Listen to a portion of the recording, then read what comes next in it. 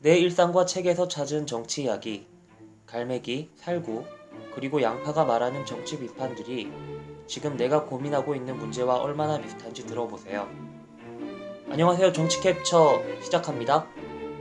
갈매기입니다. 살구입니다. 양파입니다. 저희 오늘 몇 화였죠? 제가 깜빡해가지고 오늘 11화인가? 12. 아 시간이 참 쏜달같이 지나갑니다. 와 12주나 벌써 지났다는 네. 뜻인데. 심지어 어느새- 우리 설날 때도 쉬었잖아요. 아 그러게 말이에요. 그러면 13주네요. 정확하게는 4 넘게 이어지고 있어요. 하지만 진짜 벌써 그 원래 333이 고비인데 3개월을 고비를 넘겼다니. 지금 고비가 한참 진행되고 있는 중 아닌가요? 야 니만 정신 차려. 맞아, 너만 정신 차려야 돼. 아 장난이고요. 예, 뭐 열심히 다들- 해주고 있어요. 네, 다들 뭐 지난주에 뭐 잘 지내셨나요? 저는 지난주에 소소한 행복, 삶의 작은 즐거움이란 게 이런 거구나 느끼고 있었습니다. 와 어떤 건데요? 제가 지난주에 지금 여러분들이 드시고 있는 커피를 하지 않았습니까? 아까 수프리모가 뭐인지에 네네. 대한 강의를 이게 제가 하셨지. 이 시청자, 이 구독자분들은 제 목소리만 듣고 제 목소리가 사투리도 세고 이 경상도 촌놈이라고 이해하실 수 있는데 제가 실제로 만나보면 굉장히 도시적이고 세련된 느낌이잖아요. 이거는 갈매기님의 주관적인 그 견해. 집에서 커피도 핸드드립으로 내려먹고 이번에는 콜롬비아 스프리모라는 커피를 샀는데 네. 향이 너무 좋고 맛있는 거야. 그래서 이런 게 삶의 즐거움이구나. 그리고 또 제가 최근에 새로 온 부서에 적응을 좀 해가지고 네. 다음 주부터 저녁이 있는 삶을 살 수 있지 않을까. 오 진짜요? 그래서 다음 주 저녁에 피아노를 배워야 되겠다. 어... 그러면 삶의 소소한 즐거움이 또 왜 커지지 피아노? 않을까. 제가 어릴 때 네. 그런 거 있잖아요. 뭐 바이엘, 체르니 이런 거 좀 음, 했었거든요.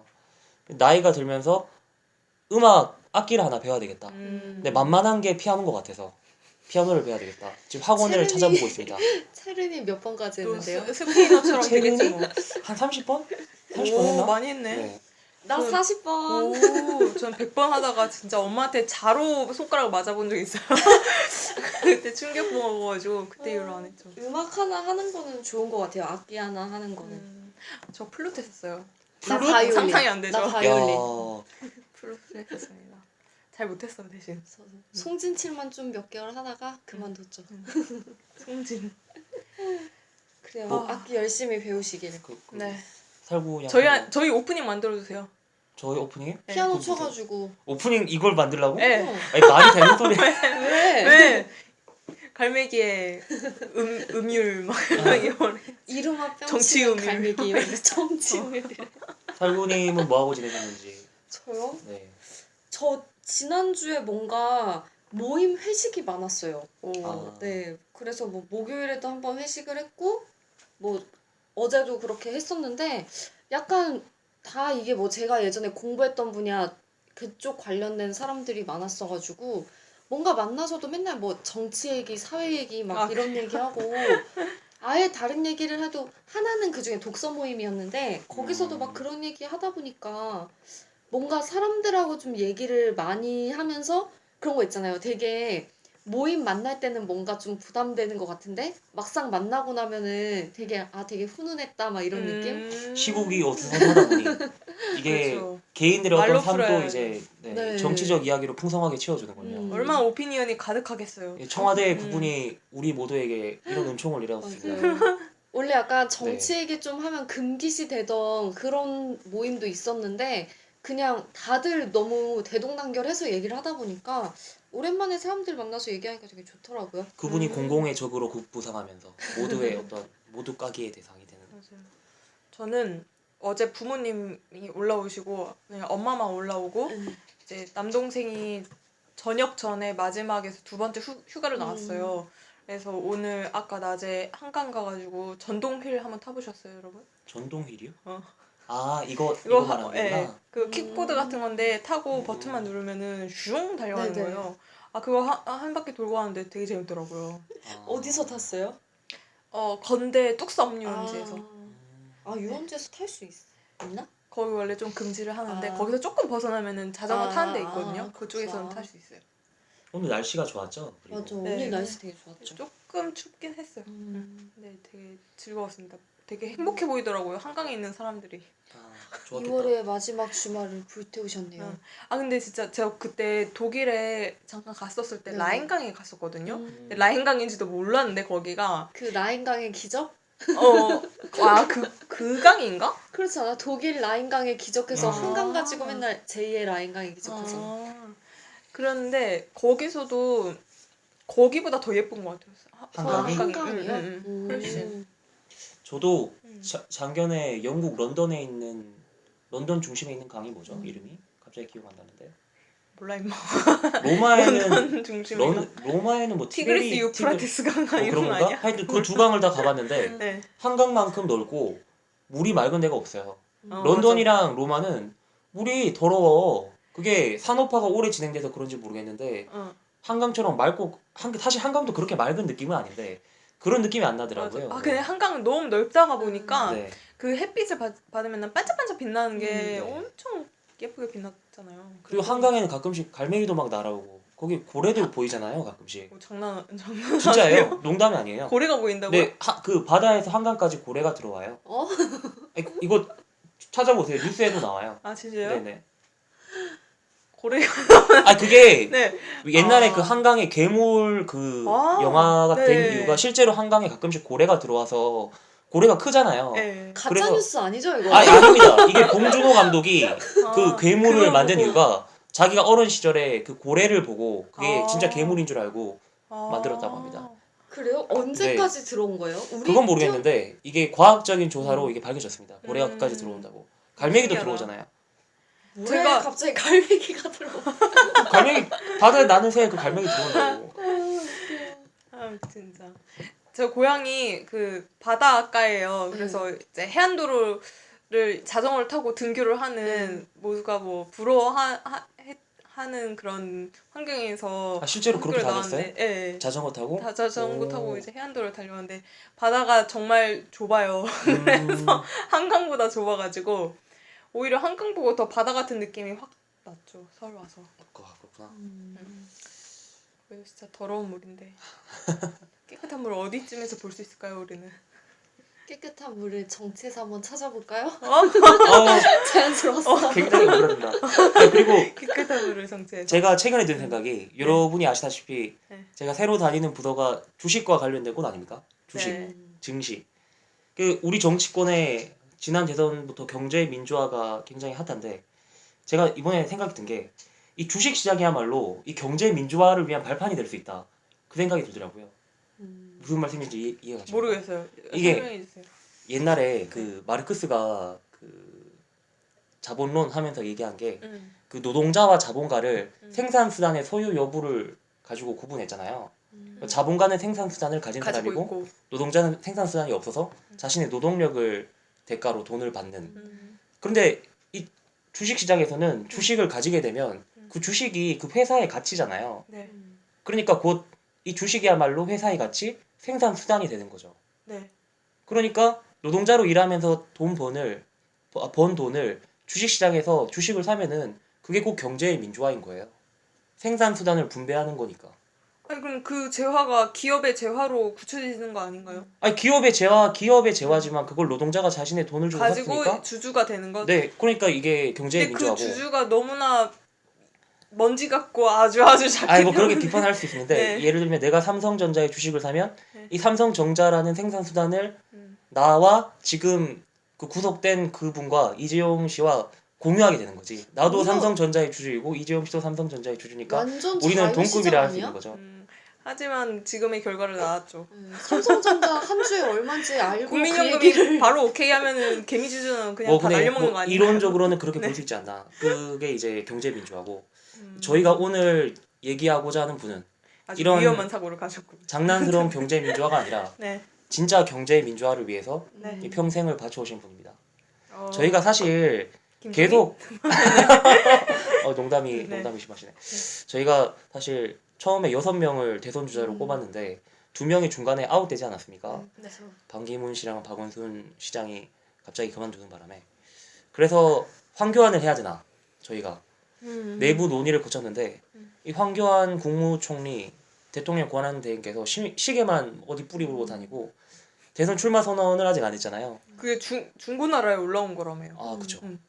내가 20만 원에. 거기에 관해서는 자세한 사항을 이따가 제가 얘기 드릴게요. 네. 네, 그래서 조금 지지율이 낮긴 하지만 네. 우리가 좀 더 관심을 갖고 재미있게 얘기해 볼 수 있는 사람을 하자. 그래서 심상정을 하기로 했습니다. 신블리.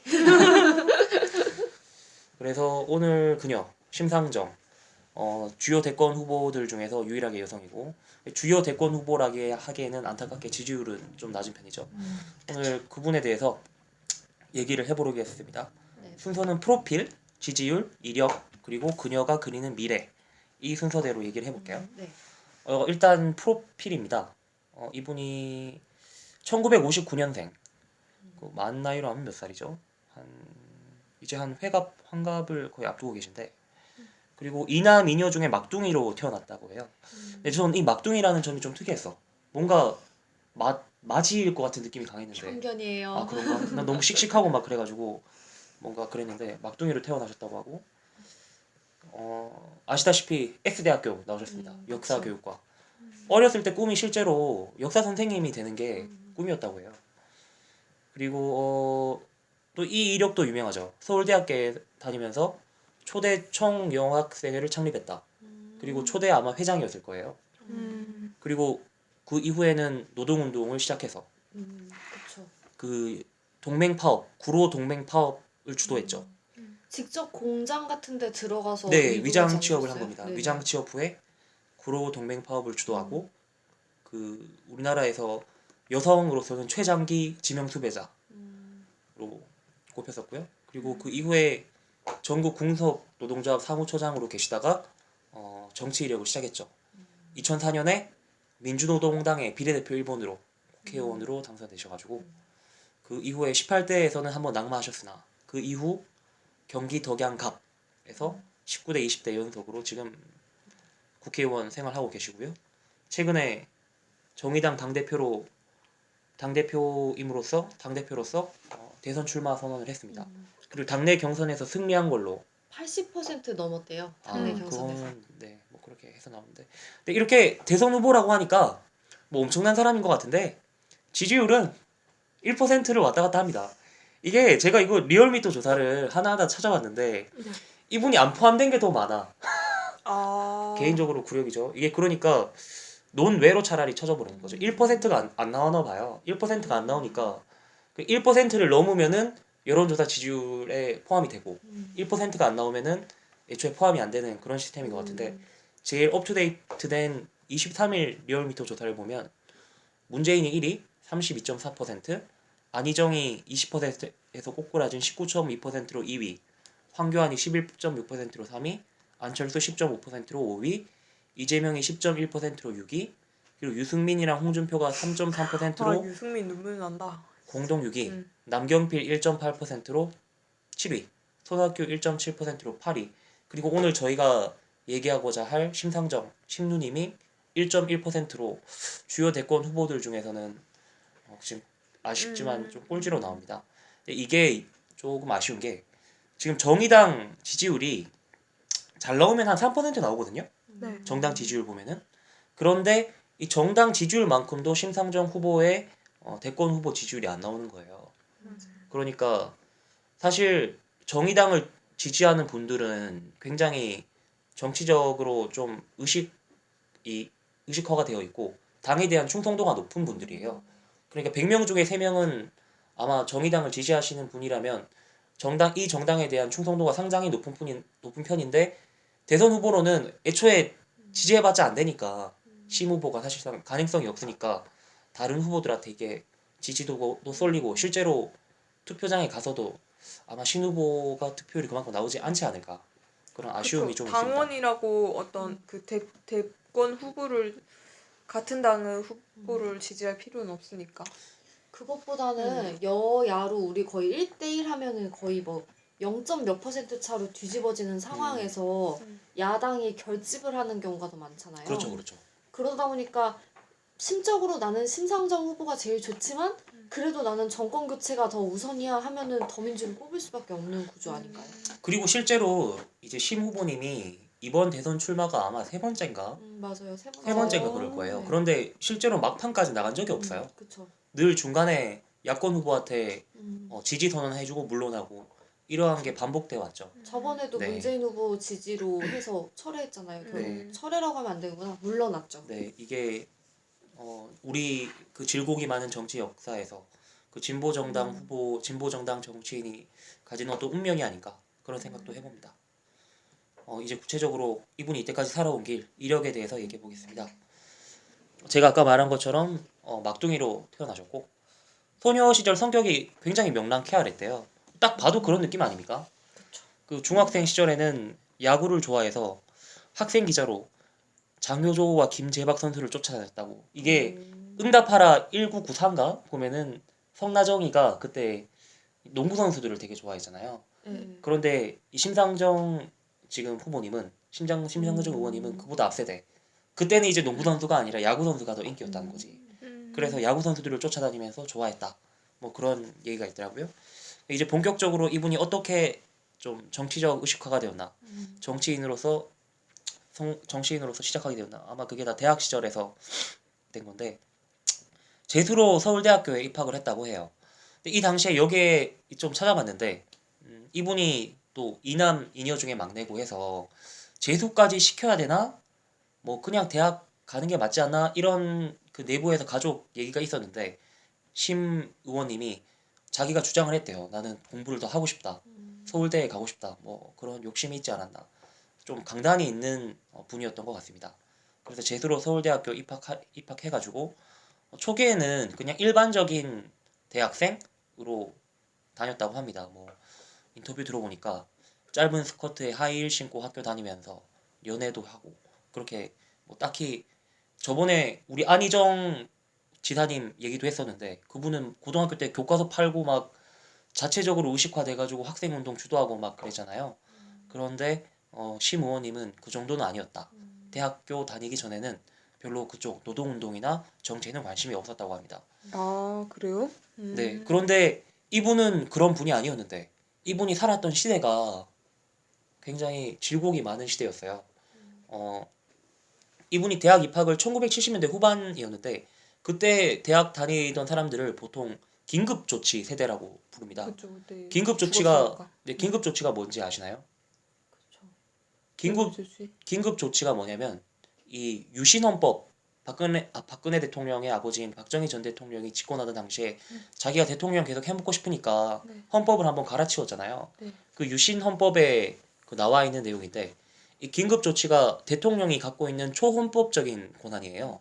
그래서 비상사태나 유사시에 그 대통령이 긴급조치를 내리면 그게 초헌법적인 권한을 가지기 때문에 국회의 동의 없이 그리고 사법부의 동의 없이 대통령이 마음대로 긴급조치 관련해서 뭐 할 수 있는 내용입니다. 이 긴급조치의 희생양으로 형장의 이슬이 되어서 사라진 사람들도 많고요. 그래서 이게 그 당시에도 물론 문제가 됐고 그 이후에는 이제 이런 조항이 우리나라 헌법에 당연히 담겨 있을 수가 없겠죠. 근데 이분들을 이게 이 긴급 조치가 만들어지고 난 다음에 굉장히 많은 사회적인 문제가 있었기 때문에 뭐 대학 운동도 당연히 위축될 수밖에 없고 그래서 이게 이 전반적으로 사회에 큰 문제를 일으켰기 때문에 긴급 조치 세대라는 말도 나온 거고요. 그 대학에 입학했을 때가 유신 말이었고 2학년 때 박정희 대통령이 피살됐다고 합니다.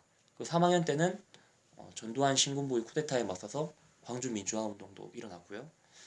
이분이 이제 제가 아까 앞서 말했듯이 별로 관심이 없었던 거예요. 학생 운동에는. 대학교 다니면서 연애도 하고 그냥 일반적인 학교 생활을 누리고 싶었는데 이제 그 다른 길을 걷게 되는 계기가 뭐였냐면 두 가지 이야기가 제가 이분의 저서에서 가져왔는데 한번 제가 그냥 읽어보겠습니다. 그 심상정 씨로 빙의 되어서 입학 첫 해인 1978년 봄 어느 날 우연히 지나던 학교 도서관 건물 5층에서 한 선배가 군사 독재 타도를 외치면서 유인물을 뿌렸다. 그와 동시에 달려든 사복 경찰들이 그 선배를 피투성이로 만든 뒤 질질 끌고 왔다. 당시만 해도 학내 시위를 감시, 진압하기 위해 사복 경찰이 교정에 상주하던 시절이었다. 대학의 현실을 처음 목격한 나는 큰 충격을 받았다. 이제 뭐 보고 다니면서 아, 현실이란 게 이런 거구나. 학생 운동은 무엇이지? 거기에 대해서 문제의식을 일단 가지기 시작했던 거죠. 근데 그 이후로는 이분이 관심 있었던 남자친구가 있었다고 해요. 근데 그 남자친구가 알고 보니까 열혈 운동권이었던 거지. 그리고 그 친구한테 관심을 가지다 보니까 따라서 뭐 그런 학회에도 가게 되고 시위 운동에도 참여를 한번 해보게 되고 그렇게 됐다고 합니다. 다시 한번 그 당당한 아름다운 책으로 돌아가면 그때만 해도 나는 미대에 다니는 언니의 영향을 받아 잔뜩 멋을 부리고 다녔다. 생머리에 7cm 이상의 하이힐을 신고 스커트 차림을 하고 다녔다. 그런 차림으로 학교 도서관에서 신림 사거리까지 시위 대회를 따라 내달렸던 것이다. 여기서 학교는 당연히 서울대겠죠. 뜨악한 눈으로 이 얼치기 운동권 학생, 즉 심상정 씨를 바라보던 학생처장의 표정을 생각하면 지금도 웃음이 난다. 그러니까 처음에는 딱히 뭐 사회 문제에 대해서 뭐 분노나 그리고 이걸 바꿔야 되겠다 그런 정치적인 의지는 없었지만 그저 좋아하는 남학생한테 어떻게 한번 잘 보이려고 관심을 갖고 다가갔는데 이렇게 열혈 어떤 철의 여인이라고 불리는 여인으로 바뀌었다는 겁니다. 인상적이지 않습니까? 그렇네요. 네. 생각보다 막 멋있진 않네. 아 멋있. 네. 그냥 우연히 들어왔는데 이제 노동의 길을 갔다라는 아, 것 같네요. 그러네. 네. 그냥 진짜 우연히 그렇게. 뭐 사실 뭐 사람마다 다양한 이유로 관심사는 생기기 그쵸? 마련이니까. 뭐 계기가 있으니까 네. 들어가서 한 거겠죠. 네. 근데 그 이후로는 이제 지식적인 기반도 닦았대요. 이분이 뭐 이렇게 관심을 갖고 난 다음에 관련 사회 과학 서적을 많이 봤겠지. 근데 그 중에 전태일 평전을 보고 굉장히 큰 인상을 받았다고 해요. 그 전태일 평전 읽어보신 분은 아시겠지만 전 안 읽어봤는데 거기에 그런 내용이 나와 있잖아요. 전태일이 이제 나에게도 대학생인 친구가 한 명 있으면 정말 좋을 텐데 그런 내용이 나오잖아요. 아마 거기에 대해서 약간 충격을 받고 그게 노동 운동을 하게 된 계기인 네, 거예요? 그렇죠. 그렇게 되지 않았나. 이분이 또 인상적인 게 그 서울대 학생에 대해서 그 당시에만 해도 여성은 그런 노동운동이나 사회운동의 대표로서 활동하는 경우가 거의 없었대요. 근데 심원이 보기에는 거기 사회운동을 하는데 남성, 여성 차이가 어딨냐? 그 우리의 권리, 여성들의 권리도 인정해달라 해서 여자 주도로 사회운동을 하는 단체도 많이 만들고 서울대 내에서 청여학생회라는 것도 만들었다고 합니다. 그리고 이제 노동운동을 어떻게 시작했나를 얘기해 볼게요. 네. 그 22살 때 대학교 2학년 때죠. 구로공단에 위장 취업을 하게 됩니다. 이 위장 취업이라는 게 뭔지 아시는 분도 있을 텐데 위장 취업 그냥 뭐 자신을 속이고 취업하는 거 위장 취업이라고 하는 거 아니에요? 그냥 그렇죠. 고졸 뭐 네네. 중졸이라고 하고 네네. 아예 들어가는 거죠. 이게 이 당시만 해도 이렇게 막 서울대 학생 몇백 년들이 의식화된 몇백 명 학생들이 노동조합을 만들기 위해서 뭐 구로공단으로 침입했다. 뭐 이런 게 그 학생운동계 사이에서 막 이렇게 전설처럼 이렇게 하고 막 서울대에서 하면 막 고려대도 하고 막 그런 게 경쟁처럼 번지는 그런 데라고 해요. 근데 그 당시에만 해도 이렇게 여성이 노동운동을 위해서 이렇게 위장 취업을 하는 경우는 극소수였다고 합니다. 근데 이분은 구로공단에 갔고요. 근데 아시다시피 구로공단에 여공들이 많았잖아요. 그 당시만 해도.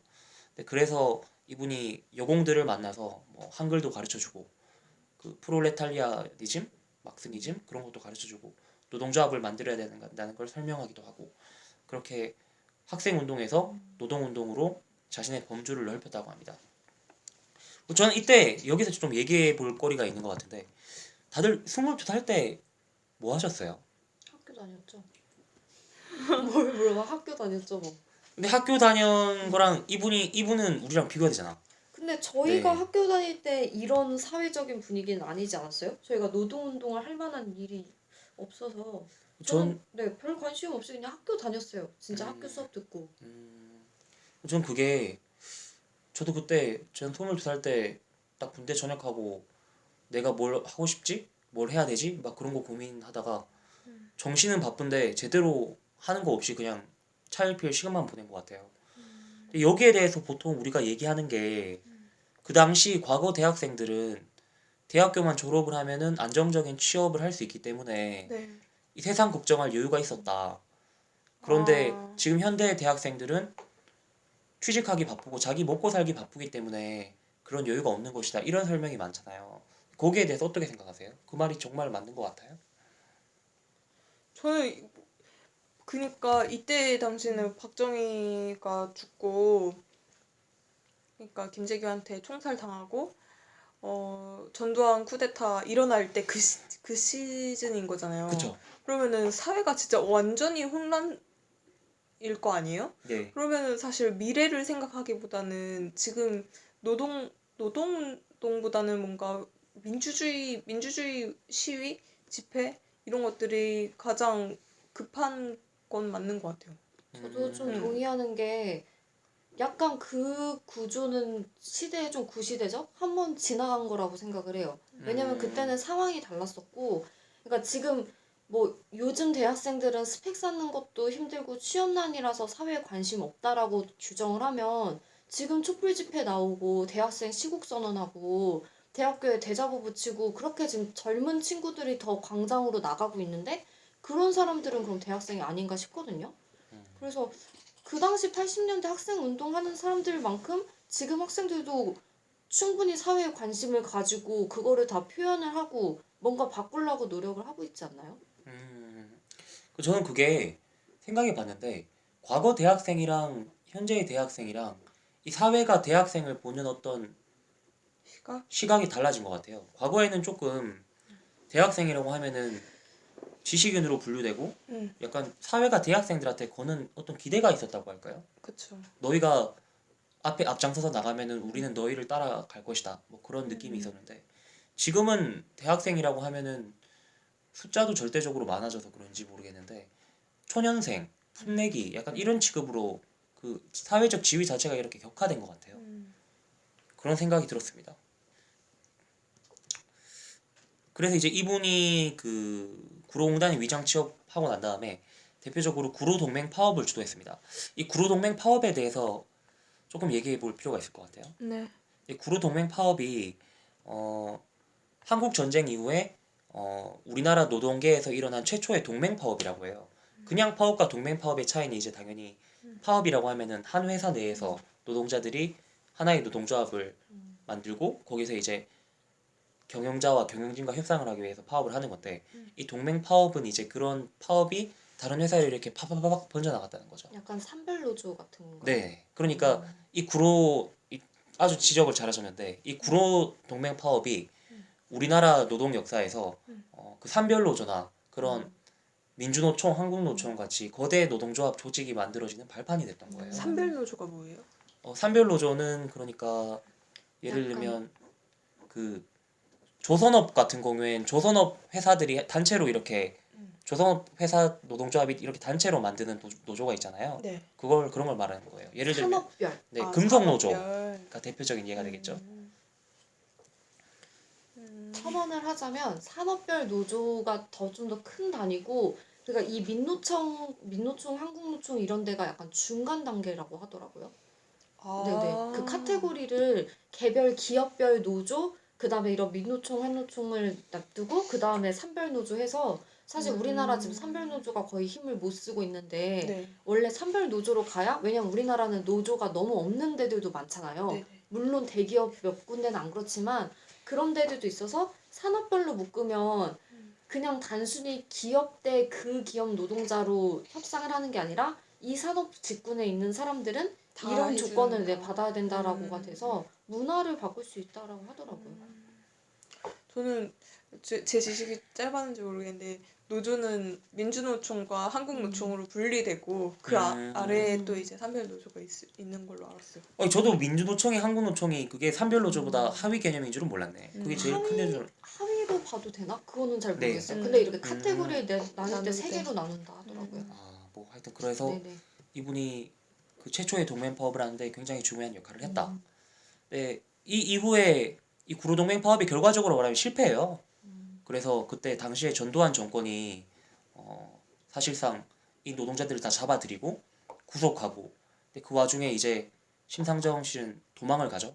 그래서 그 10년이 넘는 거의 약 10년에 달하는 기간 동안 지명 수배자로서 이제 10년 동안 그걸 도망다니고 그렇게 생활을 합니다.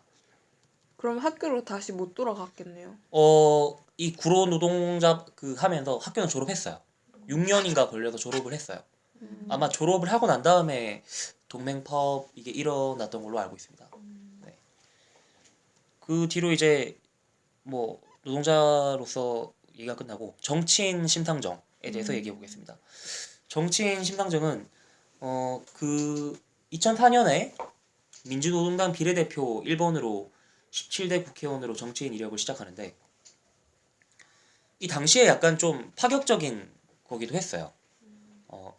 이분이 그 구로동맹 파업 이후에 전국 금속 노동조합에서 사무처장으로 또 오래 활동을 하거든요. 그 민주노동당이란 게 탄생 배경 자체가 노동자들의 정당을 만들자이다 보니까 그 노동조합 조직에서 오랫동안 굳은 일을 마다하지 않았던, 그리고 과거 구로동맹 파업도 주도했었던, 그리고 더군다나 사실 여기에 플러스 알파가 있는데 이분이 또 서울대 출신이지 않습니까? 그러다 보니까 대외적으로 스펙도 딸리지가 않잖아요. 그래서 이분이 아무래도 비례대표 1번으로 국회의원에 시작할 수 있게 되지 않았나 싶습니다. 근데 이 이후에는 이 당시가 이제 노무현 정권이 집권한 시기였는데 그 당시에 그 심상정 의원이 한미 FTA 관련해서 노무현 정부랑 엄청 싸웠어요. 그래가지고 그 당시에 그 보건복지부 장관이었던, 지금은 정의당 동지죠, 유시민 씨가 뭐 그 한국노총이나 민주노총 같은 노동조합 집단들이 노무현 정권을 너무 몰아붙인다, 뭐 그렇게 거세게 비판을 했던 기억도 나네요. 근데 이때 이후로 이제 심상정 의원이 그 한미 FTA 그 반대를 계기로 민주노동당의 그 최고 스타로 이렇게 일약 도약을 해요. 근데 그 당시에 여러분 기억하실지 모르겠는데 그 민주노동당이나 이 노동당 계열에서는 늘 대선에 나오는 후보가 정해져 있었어요. 권영길 씨라고. 근데 그 당시에 권영길 씨랑 노회찬 씨 그리고 이 심상정 그 의원이 세 명이서 붙어가지고 대선 후보를 정하는데 그때 심상정 의원이 안타깝게 2위로 돼가지고 2% 차이로 뭐 2위로 돼서 뭐 졌다. 그리고 권영길 후보가 나중에 뭐 대선 후보 이명박, 그때 당시에 이명박 대통령이 됐을 때 붙었는데 뭐 완전히 결과는 완전 안 좋았죠. 그때 뭐 신자유주의 바람 뭐 엄청 거세게 불었잖아요. 뭐 CEO 대통령 그러면서 이명박 대통령이 당선이 된 거죠. 근데 이때부터 조금 얘기를 해보고 싶은 게 정치인 심상정이 두 변의 큰 이 진보 정당 내에서 두 번의 큰 분열에 분열을 목도하게 돼요. 그리고 사실 그 분열의 주인공이 아닌가 하는 생각도 좀 듭니다. 무슨 말이에요? 그러니까 이 진보 정당이 이때를 계기로 해서 두 번 크게 분열을 하게 돼요. 이때까지는 그 1994년 1990년대 중반 이후에 하나의 어떤 민주노동당이라는 이름으로 정치 세력이 되어서 그 당시에 제가 기억하기로 20명은 안 됐지만 10명이 넘는 국회의원을 배출하고 했었거든요. 근데 이 이후에 진보정당이 이렇게 조금씩 커나가다가 2008년 대선을 계기로 진보정당이 내부에서 사상 논쟁이라고 할까요? 분열을 두 번 크게 하게 돼요. 거기에 대해서 얘기를 잠깐 해보려고 합니다. 이렇게 17대 대선에서 이명박 대통령이 승리를 하고 민주노동당이 참패를 하자 권영길 후보가 표를 거의 못 받았거든요. 심상정 의원이 비대위 위원장을 맡아서 당을 수습하는 역할을 맡게 돼요. 근데 그 당시에 1심의 사건이란 게 터졌거든요. 근데 이게 1심의 사건이란 게 터진 건 사실 노무현 정부 당시에 이제 계속 문제가 되어 왔었는데 이게 어떤 내용이었냐면 그러니까 이 정당 이 민주노동당과 관련이 있었던 인물들이 알고 보니까 북한 간첩들과 만나서 교류를 하고 그 민주노동당의 조직의 구성원들의 어떤 사람이 있는지 정보를 북한에 넘겼다는 거예요. 이게 굉장히 충격적인 사건이잖아요. 민주노동당이 북한의 지령을 받고 그 뭐 그런 얘기 있잖아. 뭐 이석기 옛날에 사건 통진당 사태처럼 뭐 알고 보니까 민노당이 북한 그 당시 간첩. 김정일 정권의 하부 조직이었다. 뭐 그런 식으로 막 이게 된 거예요. 근데 그래서 이 몇 명은 실제로 국가보안법에 걸려가지고 그 처벌을 받았어요. 대법원 판결로. 뭐 실제로 중국에 가가지고 뭐 그런 국정원이나 정부의 주장에 따르면 그 만난 접촉한 어떤 의혹이 있었대요. 근데 그래서 실제로 이게 상당 부분 사실인 걸로 드러나가지고 이 심상정 의원이 당시 그 비대위원장을 맡았을 때 이 관련된 사람들은 민주당에서 쫓아내야 된다 주장을 했어요. 그래서 그걸 주장을 했는데 이 당시 때만 해도 사실 지금 진보정당도 그런 색채가 강하긴 한데 NL계가 힘이 더 셌습니다. NL이랑 PD를 구분하자면 이거 얘기가 되게 길어지는데 NL은 National Liberation의 준말이거든요. 국가 자유주의 이런 뜻인가요? National Liberation의 준말인데 이게 뭐냐면은 National Liberation의 시작은 반미주의예요, 반미. 그래서 이분이 그 1심의 사건 때 문제를 제기했는데 그 당내 NL계의 반발로 이게 부결이 돼버린 거예요. 그래서 민주당에서 비대위원장을 그만두고 노회찬, 그 조승수, 심상정 이렇게 세 명이 나와가지고 진보신당을 창당하게 됩니다. 이래서 진보신당 창단 멤버로 노심조라고 이렇게 부르거든요. 세 명이 묶여요. 그 민노당에서 가장 좀 잘 나가는 이름 있는 사람이었는데 노회찬, 심상정, 조승수. 그래서 노심조가 나왔다. 그럼 이쯤에서 이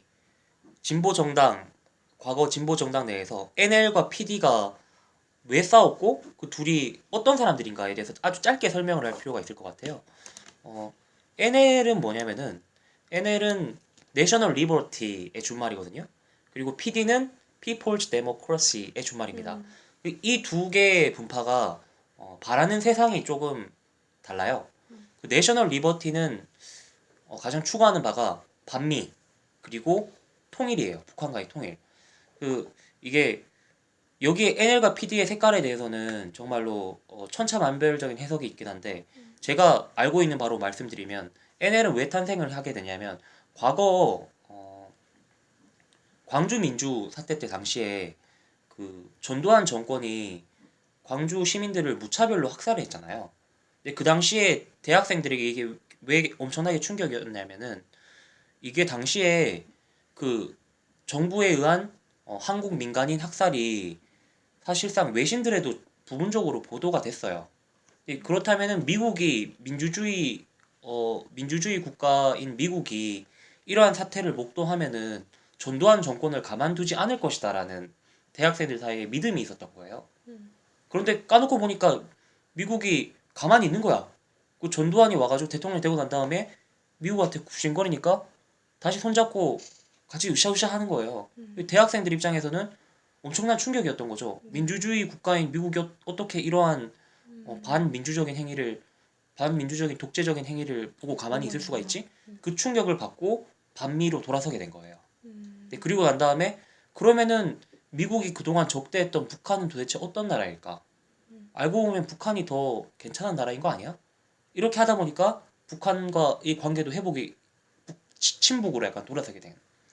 그래서 반미, 친북, 통일적인 색채를 띠게 된 거죠. 되게 거칠게 설명한 겁니다.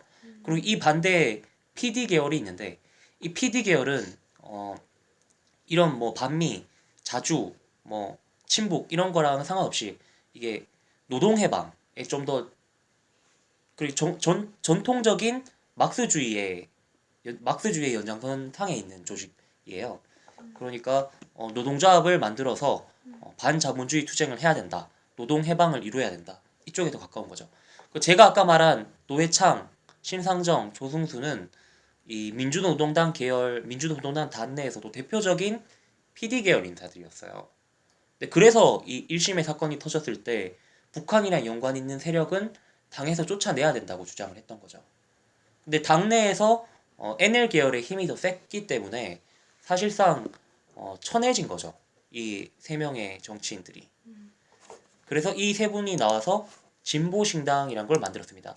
당연히 그 진보신당의 대표적인 인물은 민주노동당 비대위원장 출신인 심상정 의원이었고요. 심상정 의원이 진보신당을 만들고 난 다음에 다시 그 총선에 출마를 했는데 떨어졌어요. 이때도 고향 그 덕양갑에 출마했었거든요. 이때 떨어졌고, 근데 이 떨어진 후에는 당시에 제가 얘기 듣기로는 뭐 뉴스 보도 같은 걸 찾아봐도 이분이 정치인으로서 다시 활동을 하기보다 노동조합으로 돌아가지 않을까 그런 해석이 많았는데, 이분이 정치적으로 자기가 이루어야 될 꿈이 더 많다고 막 발표하면서 뭐 광우병 집회 시위 그런 데 참여하면서 정치인으로서 이력을 오히려 이어나가게 됩니다. 근데 그 이후에 뭐 다시 2012년 다시 이제 그 첫 번째 분열 이후에 이 분열됐던 조직이 다시 힘을 합쳐요. 총선이 다가오면서.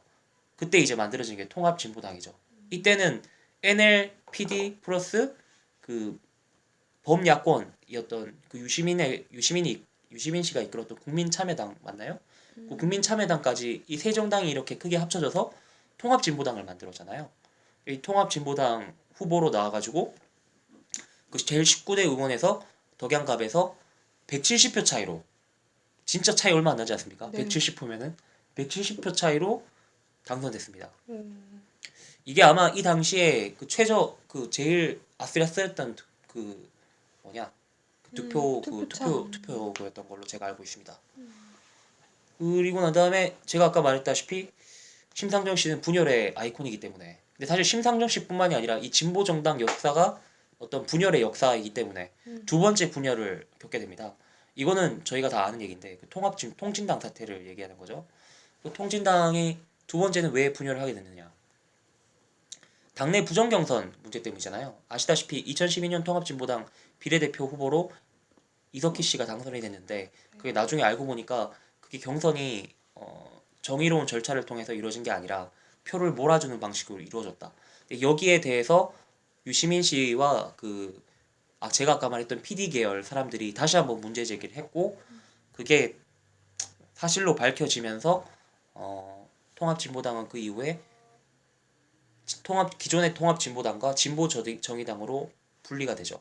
그리고 이제 노회찬, 심상정, 조동수 그리고 유시민 씨는 진보정의당으로 나와서 새로운 정당을 만들었습니다. 그 이후에는 이제 다시 뭐 당내에서 진보정의당 내에서 원내대표로도 활동을 하셨고요. 그 뒤로 뭐 지금 현재는 그 총선 덕양갑에서 다시 한번 선거를 해서 2016년 5월에 그 다시 재선에 성공했고요. 근데 이러면서 이게 3선 의원이 된 거죠. 이제 심상정 의원이. 그 우리나라 여성 국회의원들 중에 삼선 의원은 굉장히 드물어요. 저는 이렇게 활동하셨고 지금 현재 정의당 당 대표시죠? 네. 저 근데 궁금한 게 네네. 왜 심상정 의원이 분열의 아이콘인지가, 왜냐면 이게 심상정 의원이 잘못한 게 아니라 당에서 문제가 있어서 문제 제기를 되고 거의 쫓겨나다시피 한 거잖아요. 이게 제가 그래서 그 분열의 아이콘일 뿐만이 아니라 분열의 역사를 맞았다는 얘기를 했습니다. 분열의 아이콘이라고 얘기할 수는 없죠. 그러니까 진보 정당 내에서 두 번의 분열을 겪었다. 분열의 아이콘이라고 하기는 할 수는 없고요. 네, 그래서 분열의 주체라고 하면은 뭔가 오해의 소지가 있을 것 같아서. 네네. 그리고 이제 심상정 후보가 그리고 있는 미래에 대해서 얘기를 해보겠습니다. 네. 미래에 대해서 공약 중심으로 좀 얘기를 하고 싶은데요. 네. 이분이 사실 제가 알기로 그 대선 출마 선언을 주요 후보들 중에 제일 먼저 했대요. 이게 그 당내 네. 경선하기 전에 네 맞아. 일을 하셨더라고요. 그 1월 19일인가 그때 했어요. 음. 근데 아무도 주목을 하지 않았죠. 아무래도 소수 정당이다 보니까 주목을 받지 못했죠. 근데 그 이후에도 굵직굵직한 어떤 노동 공약들을 발표를 하긴 했는데 그게 대내외적으로 좀 잘 알려져 있지 않습니다. 그리고 우리가 흔히 생각하는 진보지에서도 이 심상정 후보를 약간 보는 프레임이라고 할까, 그게 이분은 대선 후보이긴 하나 당선될 가능성은 사실 낮고, 그래서 정책적으로 이분을 평가해야 된다. 그러니까 심 후보가 내놓은 정책이 향후 우리나라 정치에서 야권 인사들이 대통령이 됐을 때 나아가는 어떤 방향을 제시해 줄 수 있다. 이런 식으로 평가를 많이 해요. 그러니까 이분의 정책에 대해서 더 자세히 살펴볼 필요가 있겠죠. 뭔가 반복 빠르다라는 건가? 네, 그렇죠. 실제로 제가 알기로 지금 현재 우리나라에서 도입되고 있는 지금 대선 후보 도입된 게 아니라 대선 후보들 사이에서 논의되고 있는 기본소득법이나 그리고 각종 복지 대책들 있지 않습니까? 네. 근데 그게 10년 전에 20년 전에 민주노 동당이 다 주장했던 거라고 합니다. 아무래도 제일 왼쪽에 있는 정당이다 보니까 거기 그런 의제에 대해서 선제적으로 대응을 했던 거죠. 네, 그래서 이 심상정 의원의 이번 대선 정책도 좀 구체적으로 살펴볼 필요가 있지 않을까 싶습니다. 그런데 사실 막 그렇게 대책 하나하나로 세세하게 이렇게 나와 있지는 않아요. 저는 왜 이게 이러냐 생각하냐면 아무래도 진보 정당 내에서 이 풀 자체가 좁은 게 아닌가 싶어요. 네, 그러니까 뭐 문재인 캠프나 이 안철수 캠프 정도만 돼도 그 당선 가능성이 좀 높다 보니까 학자들이 막 엄청 몰리고 하잖아요. 네. 그런데 이 신 후보 캠프는 그렇게까지 크지 않아서 거기에 대해서 좀 아쉽다 생각합니다. 정책을 네, 뭔가 정책을 연구하고 거기에 대해서 약간 깊이 있게 내놓은 여력은 좀 부족하지 않나 그런 생각이 좀 들었습니다. 이번에. 예전에 저 국회에 갔다가 한번 봤는데 정의당에서 여기는 좀 특이하게 하더라고요. 그 당원들을 모아가지고 팀별로 이렇게 나눠요. 한 대여섯 팀으로 나눠요. 그리고 그게 이제 서울의 팀이에요. 그리고 이제 지방에서도 동시에 같이 회의를 하는 건데 그 각 팀에서 가장 문제라고 생각하는 것들을 골라요. 그러면 이제 그날의 토론할 주제가 정해지는 거예요. 그럼 그 토론할 주제를 가지고 이제 문제 해결할 방법들을 또 다시 이제 가장 작은 단위의 어떤 조모임에서 토론을 하고 그거를 이제 서울 단위로 크게 만들어지면은 그걸 이제 화상 통화라 해야 되나? 그 화상 프로젝션 TV로 해가지고 각 지역별로 이렇게 소통을 해가지고 토론을 하더라고요. 이거를 근데 그 방법이 되게 뭐 외국에서는 선진화된 토론 방법이고 가장 풀뿌리 민주주의라고 하는데 사실 그 현장에서 가장 원활하게 진행되는 그런 방법은 아니었던 것 같긴 해요. 그게 아마 좀 당내 조직이 약하다 보니까 적극적인 당원들을 중심으로 그 진성당원이라고 하나? 뭐 그런 그렇죠. 당원들을 중심으로 해서 뭔가 세력을 만들어 보려고 하는 게 아닌가 싶습니다. 그래서 이분이 그동안 주도해서 발표했던 법안 몇 개를 살펴보면 좋을 것 같아요. 일단 가장 최근에 발표했던 공약인데 이분이 또 지금 현재 유력은 아니고 대선 후보들 중에 유일한 여성이지 않습니까? 네. 그래가지고 자신의 첫 노동정책 공약으로 일명 슈퍼우먼 방지법이란 걸 발표했습니다. 슈퍼우먼 방지법. 방지법? 그러니까 이분이 말씀하시는 게 현대 한국 사회에서는 그 여성 직장인 다니는 여성들이 결혼을 하고 자식을 낳는 건 슈퍼우먼이 아니면 할 수가 없는 것이다. 네. 근데 그런 슈퍼우먼의 삶이 굉장히 비극적이잖아요. 네. 최근에 5급 행정관 막 사망 사건 그런 거 그렇죠. 있었잖아요. 근데 그런 비극이 다시는 발생하면 안 된다. 거기에 대해서 이제 한 건데 이 내용을 자세히 살펴보면 굉장히 선진적이에요. 이게 외국에도 이런 게 도입됐나 싶을 정도로 선진적인데 육아휴직 기간을 현행 12개월에서 16개월로 확대하고 3개월씩 부부가 반드시 사용하게 아빠 엄마 육아휴직 의무 할당제를 도입해서 이게 법인이 이거를 자식을 낳은 아버지나 어머니에게 이거를 해주지 않으면은 거기에 대해서 처벌을 묻는 조항도 포함되어 있고요.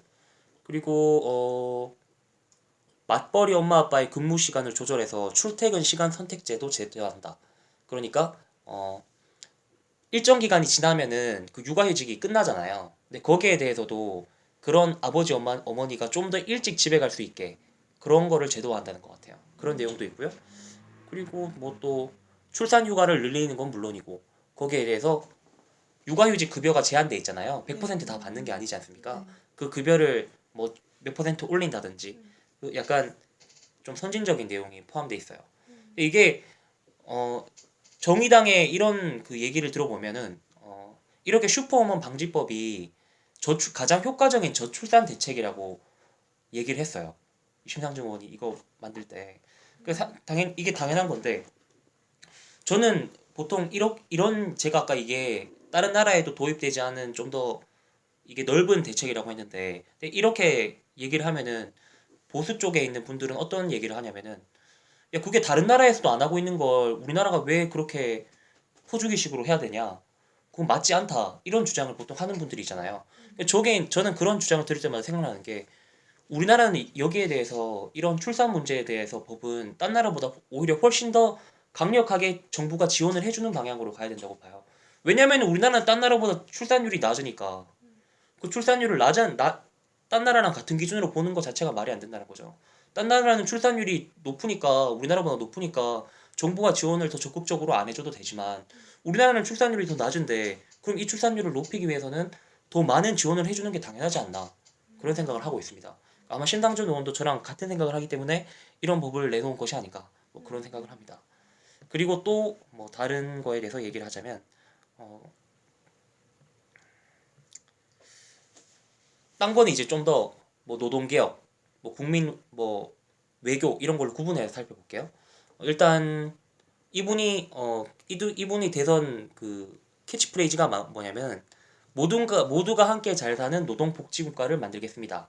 그래서 노동자의 후보 심상정 뭐 이런 게 그분의 그 캐치프레이즈예요. 그래서 노동개혁계 중에 우리가 보면 재밌는 게 국민 월급 300만 원 시대라는 안이 있어요.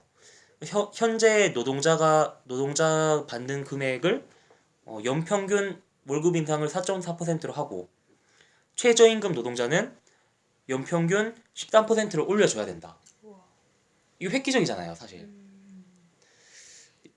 뭐 물론 실현 가능성에 대해서는 좀 의심스럽긴 하나, 굉장히 의심스럽긴 하나. 그리고 이분이 또 얘기하는 게 이번에 아무래도 최순실 사태가 터지지 않았습니까? 네. 근데 이 정의당이 이 최순실 사태에 그 이득을 좀 못 봤어요. 냉정하게 얘기하면. 잘 안 보였어요, 사실. 네, 맞아. 더불어민주당 지지율은 막 고공행진하는데 그리고 이재명 후보나 그런 분들의 인기가 수직으로 상승했잖아요. 근데 심상정과 정의당 이 둘 다 약간 그런 혜택을 못 봤거든요. 그리고 재벌 세습 경제에 대해서도 좀 세게 얘기하는데 이분이 제가 또 찾아보니까 그 2000년대 초반 그때 그 노무현 정권이랑 한미 FTA 관련해서 싸웠을 때 그때도 그 지금 현재 재벌 경제가 유지해낼 수 있는 그 발판이 출자 총액 그거를 안 막아놓은 거 그리고 순환 출자가 우리나라에 되잖아요. 네. 근데 거기에 대해서도 그걸 그 당시 때부터 뭐 노회찬이나 심상정 그 민주노동당 의원들이 이 문제를 해결해야 된다라고 거듭 주장을 많이 했었어요. 근데 지금 이분 또 이제 그 문제에 대해서도 계열 분리 명령제를 도입해서 재벌의 불공정 거래 및 총수 일가의 부당한 사유출을 막겠다. 뭐 이런 주장을 하고 있습니다. 이 계열 분리 명령제가 뭐냐면은 지금 우리나라 같은 경우에 제가 아까 말한 출자 총액 그게 제한이 안 돼 있기 때문에 네. 예를 들면 이재용 씨 같은 경우에는 소수의 지분만 가지고도 삼성그룹 전체를 이렇게 다 먹을 수 있게 돼 있는 거예요. 네. 그래서 정부가 이런 기업들이 불법적인 행위를 했을 경우에는 정부가 계열 분리를 명령할 수 있게 한다는 거예요. 그러니까 이재용 씨의 소유권을 삼성그룹에 대한 소유권 자체를 막아버린다는 거죠. 끊어낸다는 거죠. 순환 출자가 아예 네. 안 되게 한다. 근데 이게 사실 굉장히 급진적인 거예요. 이게 왜냐면은 그 시장 논리로 그 이렇게 지분 문제로 이렇게 돼 있는 그 기업의 소유 구자를 정부가 나서서 해체하겠다는 거니까요. 굉장히 좀 레디컬한 어떤 정책인 거죠. 이래서 사실 심상정 의원이 이런 얘기를 하면은 뉴스거리도 안 됩니다. 왜냐하면 심상정 의원 주목도 안 받고 그리고 원래 그런 사람이려니 하는 기존 미디어의 시각이 있기 때문에 근데 뭐 지금 우리가 유수의 후보로 거론되는 뭐 문재인 후보나 아니면은 그런 야권 후보들이 이런 주장을 하면은 뭐 조중동을 비롯한 보수 언론 그리고 일부 경제지들에서 뭐 좌파 후보들 나라 경제 망치나 뭐 이런 식으로 제목이 이렇게 딱 달리겠죠. 그리고 또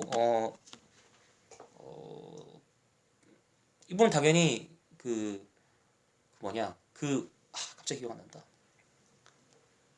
잠깐 맞아. 이분은 당연히 그 전자권에 대해서는 회수해야 된다는 입장이고요. 그리고 사드에 관련해서도 그 사드 자체가 중국과의 어떤 외교의 문제를 일으킬 수 있기 때문에 그것도 문제지만 그 사드가 도입되는 한미 외교 관계의 절차가 잘못됐기 때문에 사드는 지금 이 상태로는 받아들일 수 없다. 이런 입장이에요. 그리고 아까 심상정 의원이 구체적으로 주장한 법이 그 슈퍼우먼 방지법과 하나가 더 있는데 그게 살찐 고양이법이라는 거예요. 네. 근데 이게 사실 이번에 대선 공약으로 하면서 한 번 더 주장을 하긴 했는데 심상정 의원이 작년에 이 법을 실제로 만들기 위해서 도입하려고 시도했던 법안이긴 합니다. 이게 뭐냐면은 우리나라에는 최저임금법이 있지 않습니까? 네. 얼마 이상으로 무조건 줘야 된다는 법인데 이게 사실 최저임금이면서도 동시에 최고임금이잖아요. 네. 이 이상으로 받지 못하게 제한이 돼 있잖아요. 그런데 이렇게 최저임금은 제한돼 있으면서 왜 기업의 경영진들이 받는 그 임금에 대해서는 제한을 하지 않느냐. 이게 심상정 의원의 주장인 거예요. 그래서 기업의 최고 경영진이 그 받을 수 기업에서 있는. 그 기업에서 일하는 노동자의 임금 몇 배 이상으로는 받지 못하게 음. 최고액을 제한해 놓자는 게 살찐 고양이법입니다. 이거 얘기 좀만 더 해볼까요? 세 분 다 어떻게 생각하는지 우리. 살찐 고양이법에 대해서 이게 실제로 북유럽에 있는 나라들에서 도입되어 있다고 들었어요. 저는 근데 이런 법안이 이제 도입되면 늘 문제 제기되는 게 이런 거잖아요. 그렇다면은 정말로 능력 있는 경영자들은 능력 있는 CEO들은 다 어디로 딴 데로 갈 것이다. 막 그런 얘기. 그러니까 해외로 갈 네, 것이다. 해외로 더 많이 가거나 주는 뭐 곳으로 갈 것이다. 우리 인재가 기업의 줄될 거다. 우리 기업의 창의성을 막는다. 음. 창의적인 경영을 막는다. 뭐 그런 주장이 나오겠죠. 음. 저는 뭐 어떻게 생각하세요? 양파는 저도 그러니까 이게 심정적으로는 굉장히 진짜 몇 배 이상 받는 거를 금지해야 된다라는 게 맞는 것 같고 네. 참 동일 노동, 동일 임금을 생각을 해도 노동량을 뭐 어떻게 측정을 할 수는 없겠지만은 그래도 상상이 가능한 범위가 있을 건데 그 범위를 산정을 하는 것도 되게 의미 있는 일인 것 같긴 하거든요. 네. 근데 사실 이 법이 발의된 이유는 너무 천문학적인 격차가 나니까 그것을 막기 위해서 나온 건데 그래서 저는 찬성하는 것 같아요. 네. 저도 이게 찬성하는 게 왜 네. 찬성하냐면 사실 현재 우리나라 대기업 총수들을 보면은 이분들이 이 기업에서 일하는 최고 경영자로서 노동자로서 일하는 대가뿐만이 아니라 네. 스톡 옵션 그리고 이분들이 갖고 있는 주식의 상승 비율이 높을 경우에 네. 그걸로 벌어들이는 돈이 굉장히 많잖아요. 네. 그러니까 이분이 잘해서 돈을 벌면은 그 주식의 상승률 그걸로 돈을 벌면 되지. 굳이 기업에서 임금을 천문학적인 많이 임금까지 받을 받아야 필요 되냐. 어. 제가 알기로 작년에 제일 고액의 임금을 챙긴 분이 최태원 회장인가? 연 300억인가 받았어요. 그 자기 노동의 대가로만. 갇혀 있었던 시간이 많았는데도 많이 받아가셨네요. 아 그런가요? 작년에 갇혀 계셨나? 하여튼 뭐 이러니까 절반은 갇혀 있어요. 그 해외 뭐 음. 제가 기억하기로 그 애플의 그 누굽니까 지금 돌아가신 팀쿡?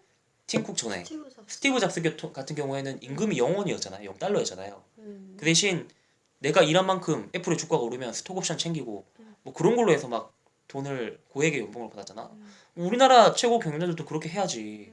진짜로 그 능력주의로 하는 거면은 왜 뭐 고액 연봉까지 챙기냐고. 그 문제이지 않습니까? 재벌이 워낙 부패한 일을 많이 해서 이게 좀 감정적으로 보면 아, 이런 거 있으면 좋겠다라 하겠지만 실제로 이게 적용된다 하면은 사람들이 반발이 심하지 않을까요? 그렇게 규제를 하고 통제를 하는 게 자유민주주의냐라고 했을 때 사실 저는 그 부분에서는 좀 할 말이 없을 것 같아요. 그래서 오히려 이 살찐고양이법이 아까 말한 그 최저임금 뭐 인상이랑 그 다음에 이제 임금 격차 제한을 합친 거로 알고 있는데 최저임금을 인상하는 건 저는 전적으로 찬성을 하거든요. 근데 실제로 이 살찐고양이법을 도입할 수 있을까 했을 때는 현실적으로 불가능할 것 같아요. 현실적으로는 한 20년까지는 불가능할 것 같아요. 당장하기에는 너무 네. 급진적이죠.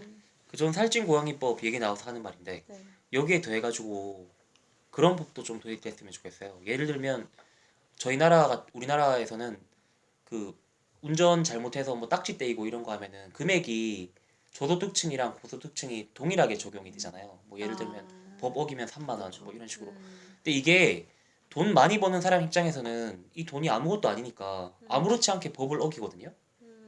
그리고 이거를 퍼센트로 이렇게 매겨가지고 저소득층한테는 뭐 소득의 몇 퍼센트 해가지고 하면은 그렇게 하면은 네. 돈 많이 버는 사람들도 법을 지켜야 된다는 어떤 경각심이 들어서라도 돈을 내기 싫다.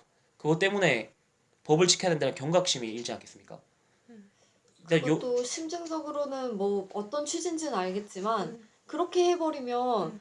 법안 재벌들은 원래 법을 무시해라고 너무 일반화를 시키는 것 같아서 근데 그렇게 얘기를 하면 근데 실제로 막 재벌 2세, 3세들이 갑질하잖아 라고 바로 반박이 들어오겠죠? 그것도 아직은 우리나라 정서상 급진적인 아이디어가 아닌가 싶네요. 이 법이라는 게 기본적으로 만들어진 이유가 법을 지켜야 된다는 어떤 공통적인 어떤 그런 게 있어서 만들어지는 거잖아요. 저는 그런 법의 준수 차원에서는 그렇게 도입을 하는 것도 좋지 처벌을 않나. 강화하는 네. 거는 어때요? 처벌을 강화. 근데 제가 아까 말한 것처럼 교통 자동차 속도 위반 딱지 같은 거는 그거 하나 했다고 감옥에 넣거나 그러진 않잖아요. 그런 건 어쩔 수 과태료 없이 부분을 과태료로 해야 되는 건데 그렇다면 과태료 퍼센트 조정을 해서 하면 괜찮지 않을까? 뭐 그런 생각이 들었습니다. 그쵸. 그리고 이 황금 노역 막 이런 것도 없애야지. 아, 되죠. 그쵸. 그래요. 정책으로 다시 넘어갑시다. 공약을 얘기해야 되니까. 그 이분의 이제 또 다른 정책을 보면은 환경 문제에 대해서도 약간 민감하게 반응하고 계십니다. 2040년까지 원전 제로 탈핵 생태 국가를 만들겠다. 2040년? 네, 2040 원전 제로. 근데 이제까지 그 저희가 몇 명 후보도 얘기했었는데 네. 문재인이나 뭐 야권 후보들 중에서도 이 에너지 정책에 관련해서 이런 얘기를 했던 후보는 없었던 것 같아요. 문재인 후보도 원전 장기적으로 원전 제로로 그쵸. 가야 된다 해서 거의 이때랑 비슷할걸요? 아 그런가? 네. 원전 제로는 많은 걸로 알고 있는데. 근데 문재인은 그 시한을 잡아놓지는 않았는데 일단 단계적으로 이제 그 수명이 다 하는 것부터 이렇게 회로하고 더 안 짓고 해서 어. 그 근데 시기가 아마 2040이랑 비슷할 거예요. 이게 이것도 쉽지는 않겠죠? 거기에 대해서 얘기를 하고 그리고 정치 개혁에 대해서도 얘기를 합니다. 저번에 이재명 후보가 했던 검찰총장 직선제도 이분도 주장하고 있고요. 그리고 이 검찰이 힘이 너무 세다. 그래서 수사권, 기소권 분리도 주장을 하고 있습니다. 그리고 정치 개혁 관련해서는 그동안 사실 쭉 나왔던 내용이 많이 들어가 있어요. 뭐 정당 명부 비례대표제 확대. 아무래도 소수 정당으로 이분이 오래 기간 정의당으로서 진보 정당으로서 좀 피해를 봤다면 피해를 받잖아요. 그래서 이분은 장기적으로는 50대 50으로 비례대표를 확대해야 된다는 입장을 갖고 있습니다. 뭐 이렇게 공약에 대해서는 살펴봤고 이 이후에 대해서는 좀 얘기해보고 싶은 게 이 사실상 이 심상정 의원이 당선될 가능성이 그렇게 크게 높지가 않아요. 네. 그렇다 보니까 이분이 캐스팅 보트를 질 수 있을지 없을지도 모르겠어요. 사실은 현재에서는 야권 주자들이 그 여권 주자들을 압도하는 상황이라서 이 상태로 대선이 치러지게 된다면은 굳이 심상정 의원 입장에서는 이번에는 끝까지 가봐도 괜찮지 않을까 하는 생각을 하지 않을까요?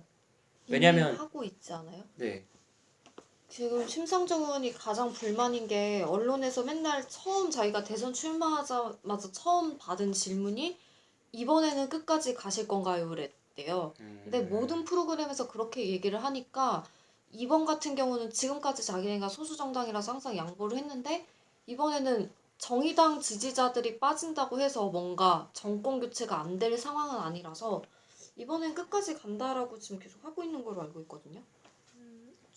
저는 좀 이제 이제 출마 선언하고 얼마 안 돼서 들었었는데, 그러니까 야권 연합을 할 생각이 있느냐라는 말에 그거를 지금 당장은 말할 수는 없지만은 지금까지 이제껏 해왔던 방식과는 다를 것이다. 그러니까 지금까지는 거대 야당의 흡수, 그러니까 거대 야당이 어떤 양보를 바라는 식으로 됐지만은 앞으로는 정의당의 양보가 아니라 정의당과 합힘께 하지만은 그 안에서 또 다른 정의당이 가져가야 할 것들이 필요하다라고 얘기를 하더라고요. 근데 그거를 만들기 위해서 이제 정의당 심상정 입장에서는 좀 문재인이나 안희정이랑 좀 얘기를 많이 해봐야 될 것 같다는 생각. 그 저는 어떤 생각이냐면 음. 그나마 야당 후보들 중에 심상정 의원과 정치적으로 어떤 음. 밸런스가 맞다고 해야 되나? 정치적 화합의 가능성이 높은 사람이 누굴까? 저는 이재명 후보라고 생각했거든요. 이재명 후보가 그래도 그 정치 개혁이나 어떤 경제적인 공약이라고 해야 되나? 그 중에서 야당 후보들 중에 가장 왼쪽에 있잖아요. 그래서 만약 지지를 한다면 이재용 후보를 지지하지 않을까? 그런 생각이 들었어요. 이재명? 네. 아니 뭐 근데 그거는 결정할 수 없는 문제인 것 같아요. 지금 당장은 어차피 더민주에서 나온 사람이랑 이제 협상을 해야 되는 거니까 지금 결정할 수 없는 문제인 것 같고. 글쎄. 근데 뭐 지금까지는 진짜 양보만 했잖아요. 양보만 하고 땡이었잖아요. 고맙다. 그래 그 열심히 해라. 파이팅이다. 이러고 끝났는데 그게 아니라 이제 정의당도 그 안에서 가져갈 것들이 무엇이 있는지 그 내각을 뭐 구성을 한다면은 그 안에서 한 자리 정도는 그런 거를 생각을 하고 있는 것 같아요. 왜냐면은 지금 당 자체가 너무 작고 그렇죠. 현재 의석수가 6석입니다. 네, 그래서 그 당을 볼륨을 키우기 위해서라도 지금이 가장 좋은 기회라고 생각을 하는 거죠. 이 진보 정당의 그 목표 중에 하나가 그거 20석이에요. 아시다시피 국회의원 그 국회에서 20석을 가져야 네, 의사 그 원내 교섭 단체를 구성할 수 있거든요. 그런데 민주노동당이 가장 잘 나갔을 때도 10석대 중후반을 오갔지 20석을 갖지를 못했어요. 네, 저는 그게 정의당의 한계인 것 같은데 지금 노회찬이랑 그 심상정이 둘이서 꽉 잡고 있는 상황에서 이번에 그 조성주랑 되게 괜찮은 청년 정치인들 많이 나왔었거든요. 정의당 그쵸. 내에서도. 근데 결국에는 경선 내부 경선 하면은 또 이제 노동계 여러 지금 분파가 합쳐져 있는 상태잖아요. 네. 그들의 싸움이 되면서 처음에 이제 정치에 좀 관심을 가지고 어떤 사회 문제 때문에 정의당의 당원으로 이제 가입했던 젊은 층들이 아예 그 오피니언을 발휘를 할 수가 없는 거예요.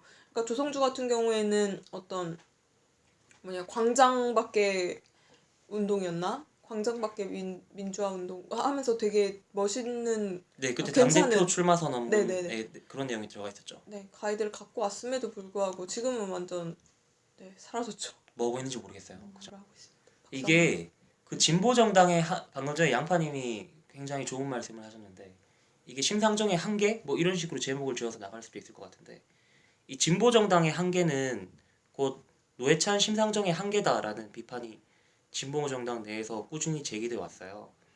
근데 사실 이 두 분이 가장 큰 간판인데도 불구하고 정치적 후계자라고 할까요? 그런 사람들을 만들어내지 못했고 그리고 이 두 분이 계속 진보 정당 내에서 당 대표를 번갈아 가면서 하는 지금 모양새를 연출하고 있거든요. 그리고 이러한 와중에 심상정 후보에 대한 어떤 당내에서의 비판도 있다고 알고 있습니다. 그 심상정 후보의 별명 중에 하나 이게 나쁜 별명인데 2대 8이라는 별명이 있어요.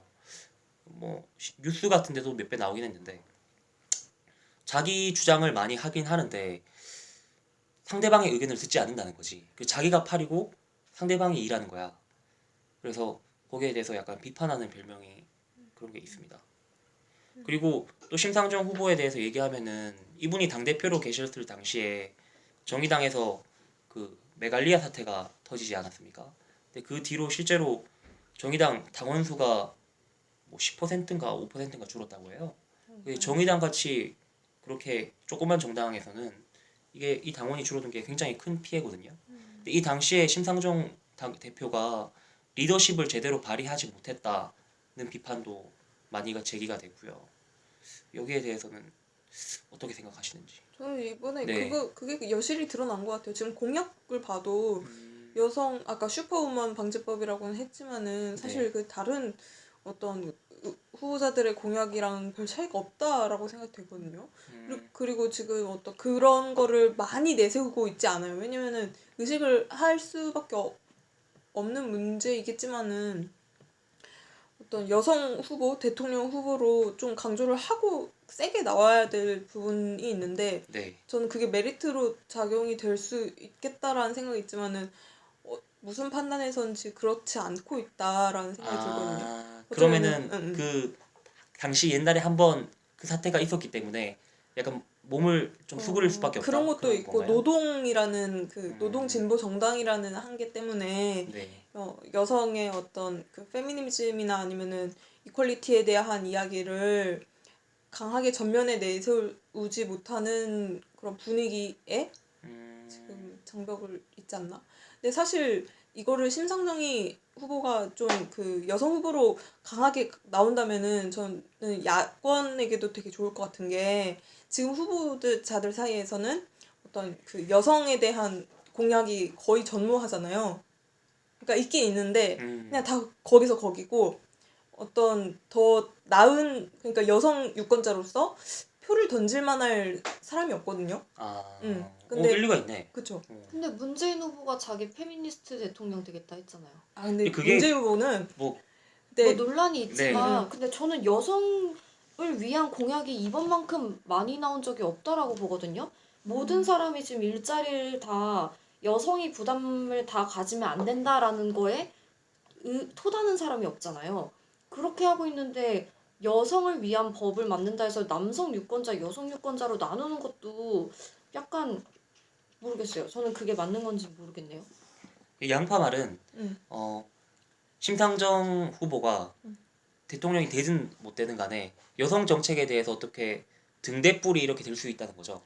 여성 정책이 앞으로 나아갈 방향에 대해서 좀 더 강력한 의견을 내서 네. 그런 정책을 추진할 수 있는데 네. 과거 그 당내 페미니즘 사태에 얽혔었던 어떤 그런 그게 족쇄가 되어서 그런 정책을 내놓지 못하고 있지 않나 그런 해석인 거 아닙니까? 거기에 더해서 지금 더 추가로 말씀드린 부분은 네.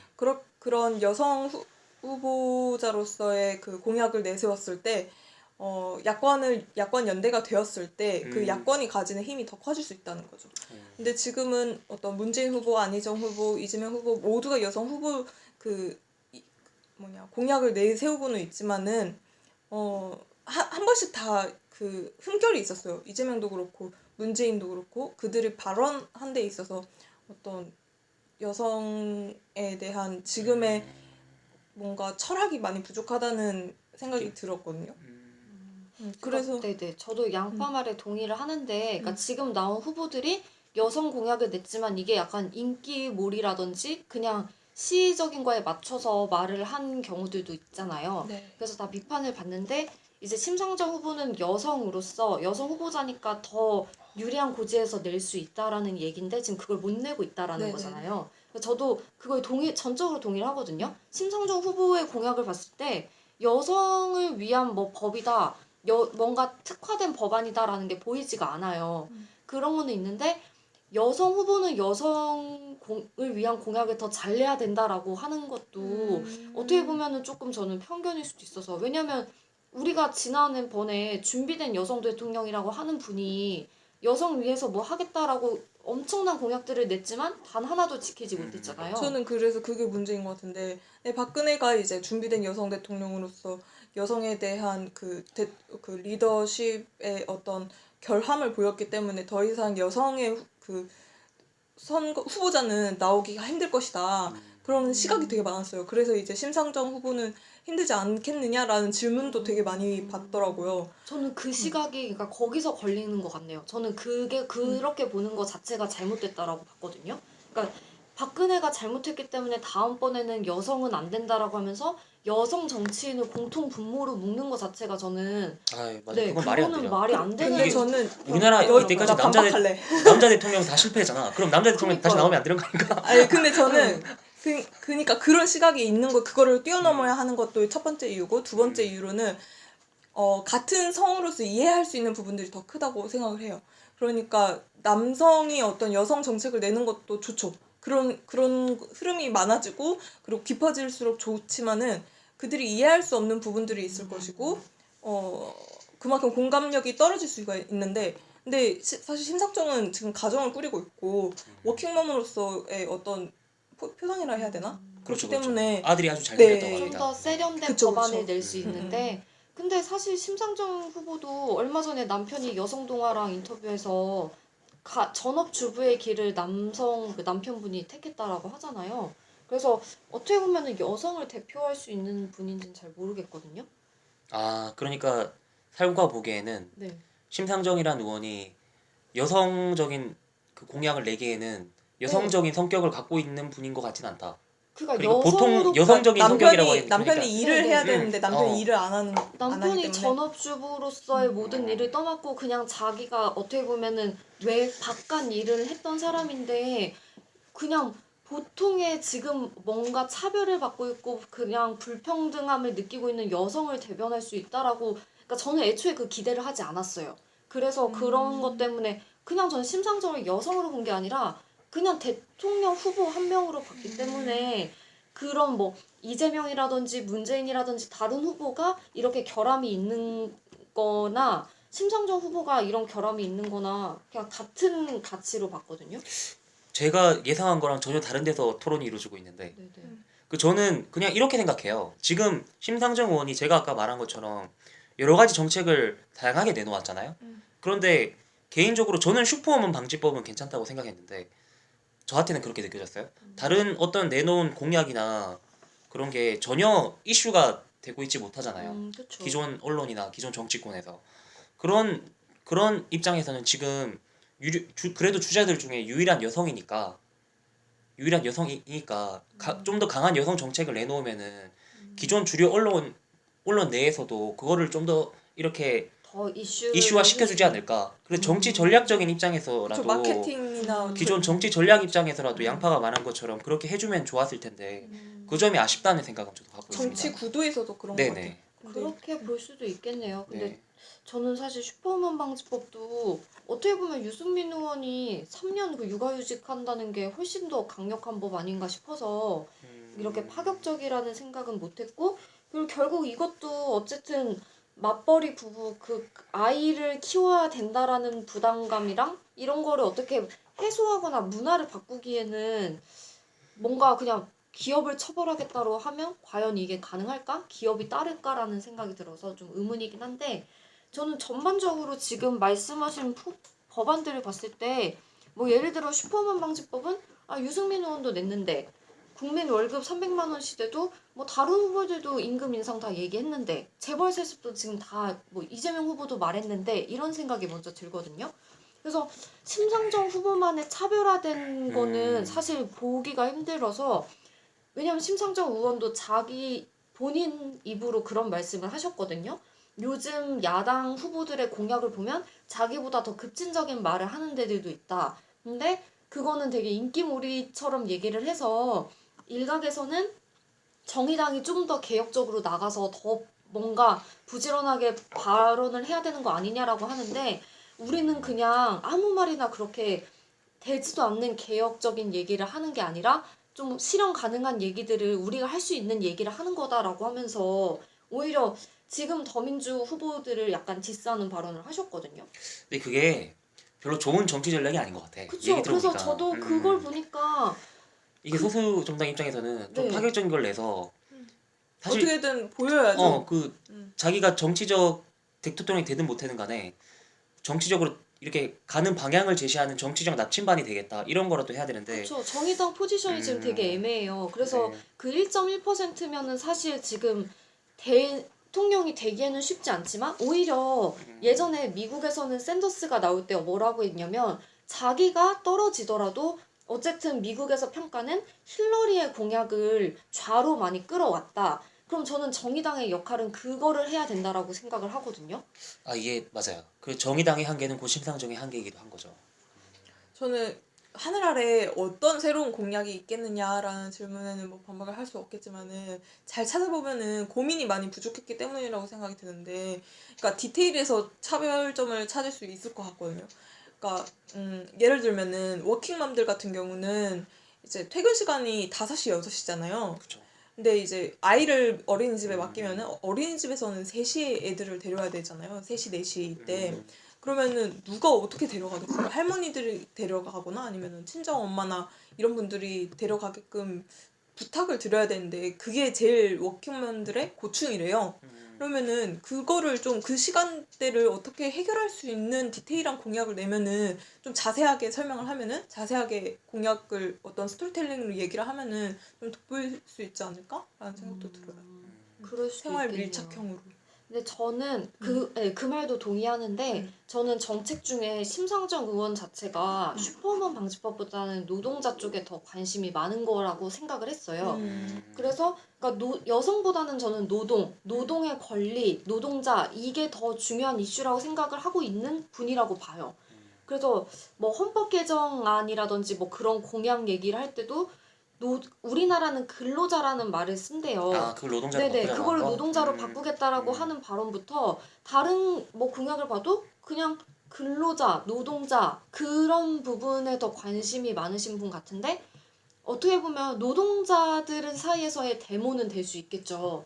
근데 이게 어떻게 보면 중요한 이슈긴 하지만 다른 이 노동자 권리에 대한 거 말고 다른 정책 공약이나 이런 데를 봤을 때는 과연 대통령으로 뽑았을 때 노동 문제 말고 다른 것도 다 개선을 할 수 있을까라고 하면은 사실 그 부분에서는 좀 믿음이 덜 가는 거는 사실이거든요. 사실 크게 이제 떠오르는 화두가 굉장히 한정적인 것 같아요. 그래서 이제 다른 분야에서의 어떤 능력치를 평가할 수 있느냐 했을 때 어떤 기준을 딱 잡기도 어려울 정도로 그 사례가 부족한 것도 사실이긴 하네요. 이것점에는 소수 정당의 한계일 수도 있고 이분이 어떤 딜레마에 빠진 거 아닌가 하는 생각도 좀 드네요. 이게 그냥 드는 생각이 유승민 의원 같은 경우에는 바른정당 만들고 난 다음에 기본소득 그거 자기가 좀 자기 목소리로 주장을 많이 했었잖아요.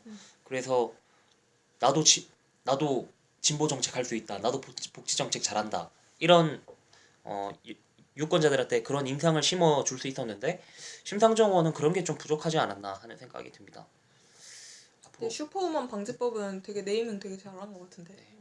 심상정 의원께서 듣고 계시다면 이 내용을 반영해서 조금 칭찬 적극적으로 하나 던졌습니다. 정책을 했으면 좋겠습니다.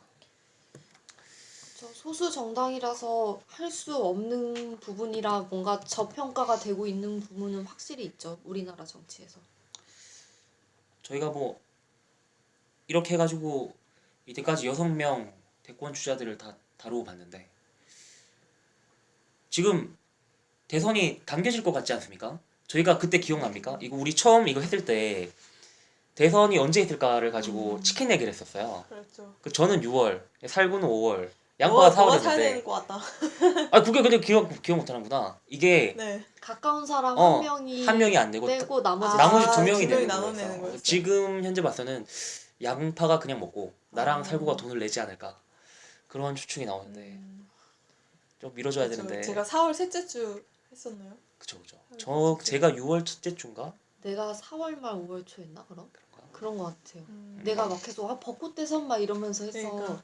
4월 말 5월 초 했는데 4월 말 5월 초 제발 되기를. 저는 제가 치킨을 사도 괜찮으니까 네. 지금 이 혼란스러운 전국이 빨리 그쵸. 끝났으면 치킨이 문제예요, 지금? 아니 어차피 될 거면. 그렇죠. 근데 그 대선에서는 막 저희가 생각하지 못한 후보가 당선이 되고 그런 비극이 발생될 수도 있지 않습니까? 앞으로도 계속 지켜봐야 될 것 같고. 네, 대통령이 지금 공석이기 때문에 예. 생겨나는 어떤 안 좋은 게 있나? 안 좋은 게 그쵸. 우리 지금 외교적으로 아무것도 못하고 못하니까. 있잖아요. 어느 나라가 지금 우리나라랑 협상을 하겠어요.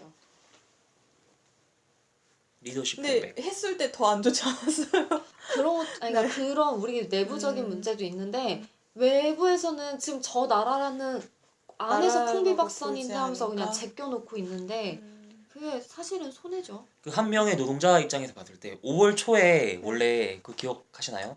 5월 1일이랑 그 석가탄실이랑 그 연휴가 엮여 있잖아요. 그 대통령이 빨리 당선이 돼야 아. 4월 말에 당선 딱 되면은 오. 이제 여론들을 이제 좀 이렇게 치유하기 위해서 그 지금- 임시 공휴일 지정 딱 해서 그때가 쉴 텐데. 성수기더라고요. 그러니까 내가 딱 그때 딱 비행기 돼야 값 진짜 비싸던데. 그때 딱 해줘야 또 내가 쉴 수 있는데 그런 생각에서 4월 말에 좀 됐으면은 그쵸. 그래야 좀 네. 투표율도 올라가고. 내 생활의 개선을 위해서 그렇게 됐으면 좋겠습니다. 저희는 다음 주부터는 그 대선 특집을 끝내고 네. 몰래 기존에 있었던 그 일상의 정치 이야기로 돌아오겠습니다. 네. 잠룡 특집 6주 했는데 힘들었어. 소감 한마디씩 힘들었어. 해봐요. 그래도 아니, 나 6주나 사실- 있어. 우리 대프로젝트였어요 이거. 이때까지 이거 얘기해보고 싶었는데 네. 저는 사실 네. 제가 이 6명 다 들으면서 느끼는 게 내가 이렇게까지 후보의 공약이나 관심 있었던 적이 없어요. 저는 이때까지 투표를 굉장히 감정적으로 했구나. 새삼스럽게 그렇게 느꼈어. 그런 공약 하나하나 다 찾아보고 하는 게 아니라 그냥 그냥 이 사람 멋있다. 이 사람이 되면은 우리나라가 좀 더 나아질 것 같아. 저는 약간 진보적인 성격을 갖고 있으니까 좀 더 분배 위주로 정책을 하지 않을까. 별로 이 사람이 내놓은 경제 공약이나 정치 공약은 사실 안 읽어봤어. 그런 어떤 뭔가 되돌리고 약간 반성하는 계기가 됐습니다. 저도 이미지 정치의 폐해를 이 특집을 하면서 다시 깨닫게 됐는데 저 역시도 너무 이미지로만 사람을 뽑은 것 같았고 이거를 조사하면서 생각보다 괜찮았던 후보도 있고 생각보다 실망을 하게 된 후보도 있어요. 그러다 보니까 지금 되게 혼란스러워서 구체적으로 실명을 밝혀주시죠. 사실 아니요 6명 중에 지금 약간 원래는 저는 좀 지지하는 후보들이 있었는데 오히려 지금 더 혼란스러워졌어요. 그래서 앞으로 탄핵 결정이 나고 그 다음에 뭐 정말 공개 토론회라든지 앞으로 행보를 좀 더 보고 신중하게 결정을 해야 되지 않을까 그런 생각이 들었습니다. 양파는 저는 투표할 때 항상 최악을 걸으면은 딱 하나 남더라고요. 그래서 저도 공약을 안 봤죠. 공약을 보고 막 분석하고 이럴 그런 기회라기보다는 생각이 없었는데 이번에 하면서 저도 되게 재밌었어요. 어떤 이 시대의 화두가 무엇인지 지난 대선 같은 경우에는 이제 경제였다면 이번에는 진짜 정의고 정치구나 하는 그게 확 와닿긴 하더라고요. 네. 이번 대선 이렇게 최고 주제는 정의다. 네.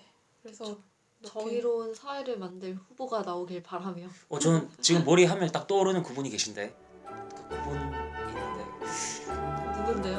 그분은 이제 제 마음속에 있고요. 다음 간직하세요. 주에 돌아오겠습니다. 여러분 네. 안녕. 빠이.